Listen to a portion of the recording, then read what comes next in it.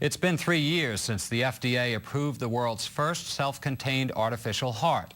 Now, Robert Wood Johnson University Hospital says it's become the first in the nation to implant it in a desperately ill patient.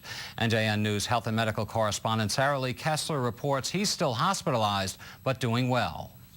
Surgeons at Robert Wood Johnson University Hospital in New Brunswick have been looking for an appropriate candidate for a year. A candidate for an AbioCor, a 5-pound self-contained artificial heart made of titanium and plastic. The patient had to be someone with end-stage heart failure who didn't qualify for a heart transplant.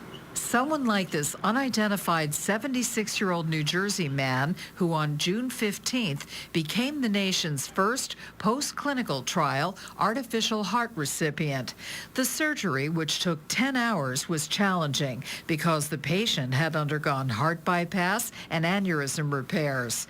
Mark Anderson, the chief of cardiac surgery here, explains. So one of the biggest challenges was getting back in to his chest without damaging anything, damaging his lungs. The next step was to get him on the heart-lung machine and excise his heart, and that needs to be done skillfully as well because we need to retain certain portions such that we can attach this.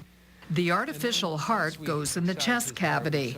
The battery goes in the abdomen. So does the controller, which is the brains of the system, telling the heart to pump blood through the lungs and the rest of the body.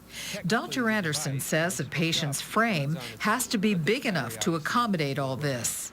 Typically, we think of an artificial heart as a bridge to transplant, but in fact, this is a permanent device, right? Yes. This device is designed as a destination device for long-term support in patients with end-stage heart failure. What's a patient's prognosis?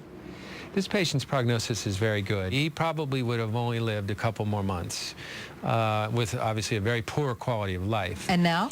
And now we expect him to have him live for years. To see him now up out of bed, taking some steps, out of his room, looking out the window, eating.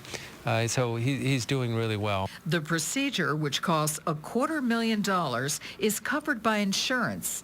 Dr. Anderson believes that tens of thousands of Americans with end-stage heart failure could be candidates. Sarah Lee Kessler, NJN News, New Brunswick.